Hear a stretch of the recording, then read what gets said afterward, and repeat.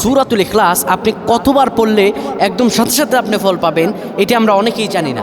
আমরা সূরা ইখলাসের আমল করি, কিন্তু আমরা এটি না জানার কারণে আমরা এর ফলাফল পেতে পারি না। আপনার মনের যত চাওয়া আছে আল্লাহ রাব্বুল আলামিন কবুল করে দিবেন। আপনি অসহায় অবস্থায় আছেন, আল্লাহ তাআলা আপনাকে সহায় সম্বলহীন বানিয়ে দিবেন। আল্লাহ আপনাকে রহমত দান করবেন, আপনার সকল আশা পূরণ হয়ে যাবে। সূরা ইখলাস যে ব্যক্তি 10 বার পরে, রাসূলুল্লাহ সাল্লাল্লাহু আলাইহি ওয়াসাল্লাম বলেন আল্লাহ রাব্বুল আলামিন তার জন্য জান্নাতে একটা প্রাসাদ নির্মাণ করে দেন। এই সূরা ইখলাসের এত ফজিলত, এটি কখন পড়লে সওয়াব পাবেন?